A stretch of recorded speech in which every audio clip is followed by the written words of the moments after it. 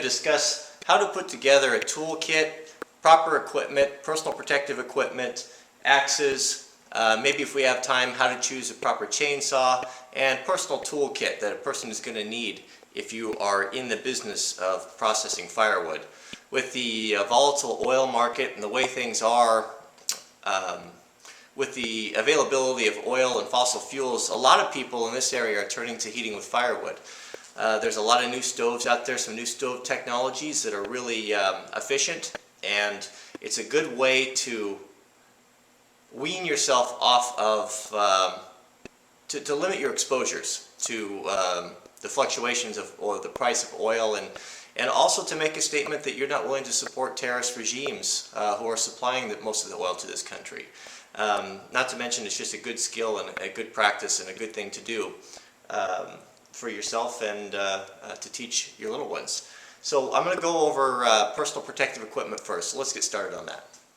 Okay, most of the chainsaw accidents you're going to run into are going to be on the right thigh, the left arm, or on the feet. So proper boots are the most important thing. Whatever you can do, get the best boots you can afford. I recommend you get yourself a pair of whites or Westco's. If you can't afford those, you can go up to a Danner, makes a decent boot, and you can go to Walmart. It's better than, even Walmart leather boots are better than tennis shoes. Another important thing are leather gloves. Get some good sturdy leather gloves. The best buy on gloves, hands down, are at Costco. You get a 3-pack of Wells and Lamont gloves. I've used these for years, I think for around $12, and they come in all different sizes, and it's a great value. The next thing that's very important are a good set of chainsaw chaps. They simply wrap around the waist and fasten around your legs, and these offer so much protection.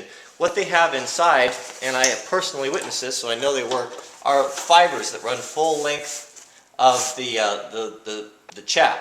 If a saw bar or chainsaw comes in contact with this, it pulls these strings and it'll actually wad up and stop the saw. I had a guy working for me who dropped a saw on a pair of these that I asked him to wear, and not only did it save his life or his personal injury, perhaps even his life. So I'm a big believer in these. Not to mention when you're kneeling on the ground or you're loading wood, they just offer a tremendous amount of protection. They're a little bit hot, but it's worth it. Still makes them, several companies make them. My buddy Todd, he just bought a pair online for $60 or so. You have kind of a lower grade which I think has an 8-strand, and then the higher professional grade like these that have a 12-strand. Get the 12-strand. The $30 you save isn't going to mean anything if you cut your leg open. The next important thing is a face shield. Now people say, well, I'll just wear safety glasses. Well, safety glasses don't work when you're working that hard, cutting wood and sweating. What you need is a screen. Whether it's a screen goggle or a face shield, I highly recommend it. And the Stihl makes good ones, Husqvarna makes them. They'll be incorporated with ear muffs, which are also a good idea. If you want to graduate up to the next level, if you're going to be doing some falling, I recommend the integrated Hardhat, which is nice because you can keep it on. You can, with gloved hands, you can take your ear protection, it snaps out, put your face shield up, and if you're limbing or if you're falling trees, this is essential. You can have a big piece of bark or a limb come down off this and brain you, and you'll be done. A lot of the old-time guys are gonna, might have something to say or give you a hard time about wearing all this protective equipment, and don't pay any attention to them. You're talking about a generation who washed their hands in solvent and didn't own any ear protection, and now they can't hear anything and they wonder why they have pancreatic cancer. So use these things. They're available. Save your hearing, save your eyesight. I just am a big believer in it. Not to come from the standpoint of a safety Sally, but it's just common good sense, and it will fatigue you less. Just get it. Just wear it. You see a lot of axes here, and they're different tools for different jobs, and you do need a variety like this. Starting off with a hatchet. When I'm cutting and working on wood, I'm wearing a hatchet in a hammer loop on a belt I'll show you here next. Very good for cutting off limbs and just for small work, pounding wedges, a million different things. I like to have it on me, it's very handy.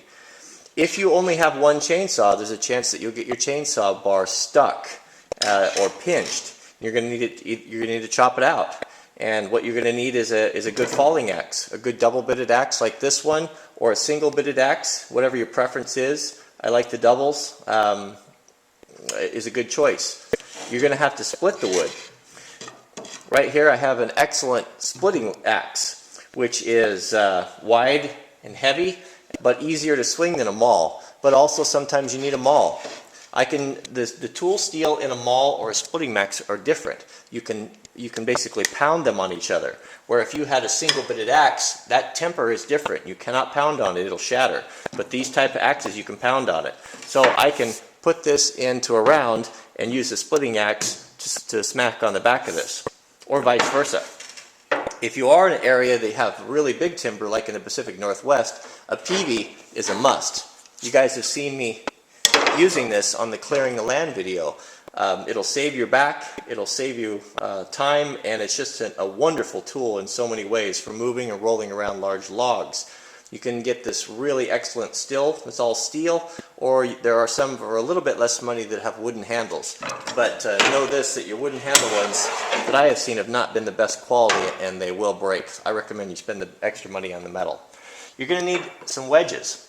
Now, I don't recommend these two particular wedges, but my good wedges I have are up where I'm cutting wood in my toolbox up there. But what you're just looking for is just a basic standard wedge, similar to this without all this flaring on there. But just a standard wedge, you need about 2 of those. And the quality of the wedges aren't so important. You can save a little money there, but I see them for about $10 or so. And then it's nice to have in your toolbox a good heavy 3-4 pound mallet for pounding whatever. Alright, you're going to need a decent sized toolbox, about like this, to keep everything in. You're not going to keep your axes, obviously, or your chainsaw gas in here, but you'll keep your protective equipment in here, your, well, let's just get inside of it. There's a lot of different things. Your gloves.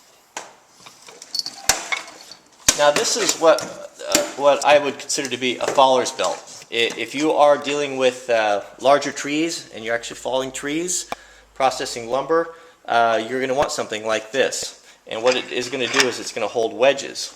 You guys have seen me demonstrate using these wedges on the clearing the land video. And if you haven't noticed already, the wedges are plastic. Now you can get them in plastic or aluminum. And the reason why they're plastic is oftentimes when you drive them in, when you are trying to tip a tree over or coax a tree into falling the way opposite that's leaning, you're going to need to drive these in, and you're going to need to continue to cut. And the reason why the plastic is that it won't ruin your chainsaw. As you can see, I've cut these several times with my chainsaws, and they're kind of just a disposable, consumable unit. They're not very heavy. They have these all plastic ones, and also you can get some that have metal tips on them. I've been pretty happy with plastic ones, so I think that that's adequate. Also inside this belt, you're going to carry your chainsaw tool, which will come with your saw, which will have your bar adjustment tool and your screwdriver for your tensioning.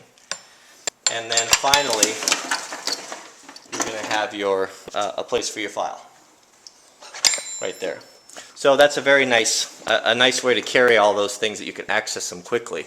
Now I'm also going to carry either a hammer or a hatchet, and I'm going to use a carpenter's framer, just your regular hammer loop. And I'll put this in here. This will carry off to my right side hip where I can access this. And I'll be using this for pounding wedges, cutting off limbs or things in my way, just general duty, general use. You can even, if you're driving a lot of wedges, go with a hammer that's a little bit heavier. And if need be, you can put a short axe in there also. But very handy if you are doing any falling, you want something like this.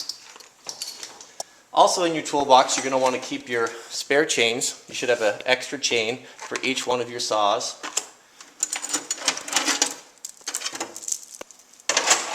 You're going to have a file and your file card for any touch-up work you need to do on your axes. I have extra spark plugs for all of my tools are going to be in here. We're going to have a Lansky stone for any sharpening of our axes we need to do in the field. A stump vise for chainsaw sharpening. we'll have our small file and our raker guide, which I'll demonstrate in a future video on detailed chainsaw sharpening. Some extra files, some chainsaw oil. Stay away from budget chainsaw oil always. Make sure you go with a name brand like Husqvarna or Stihl. There is a big difference in it. We're going to have our bar oiler, grease gun, and just necessarily small tools for carburetor adjustment, whatever. Any type of tool that would need to work on the saw is going to be in here. And a lot of these things obviously are not going to need in the field. I'm not going to file rakers out in the field, but I like to keep everything together here in one place, and that way I can just grab this. I've got all my protective equipment in here, everything I need, and it's just convenient and keeps it all in one place. I always, when I'm working on my chainsaws, whether it's on the bench or out in the field, I always work out of this box. You know, I learned this from motorcycle riding. When you do your maintenance on your motorcycle, or when you're riding dirt bikes, you always work out of your tool bag that you're going to carry on your person. That way you know if you're missing something, and that's always a good practice with this. Have designated toolboxes for particular trades, whether it's doing your electrical work or your plumbing, and always work out of those. And that way when you grab one in the middle of the night, you'll have what you need, and it just saves time, and it's a good practice. I know what a lot of you guys are going to say. What good is a chainsaw that runs on gas going to do you in a WROL situation? And I thought you were going to show or demonstrate or promote tools that don't require fuel or electricity. And yes, you're absolutely right. That is 100% true. But just because, but we have access to them now. So since we have access to them now, I'm certainly going to use them. I'm going to have them.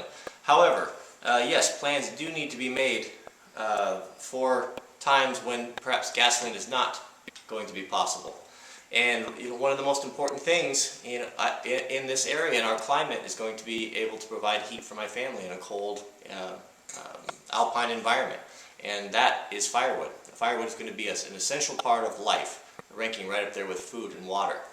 And here's the alternative. I am not fully checked out on these crosscut saws, but I have them and I'm acquiring them. And I'm acquiring the tools and the knowledge to learn how to sharpen them. I haven't done it yet, but I'm going to. And as soon as I learn how, I'll share that with you. These are readily available now. You can find them at pretty much any antique shop, garage sales, Craigslist. They're not very expensive, but this is going to be something that's going to be very, very necessary and a mandatory part of the WROL off-grid kit, is to have these crosscut saws. There's a lot about them, and we'll go into them in the future. But stay tuned for this, and keep your eye open for some 6-footers. Recommend something about 6 foot. It's going to require 2 people to use it, but more of that later.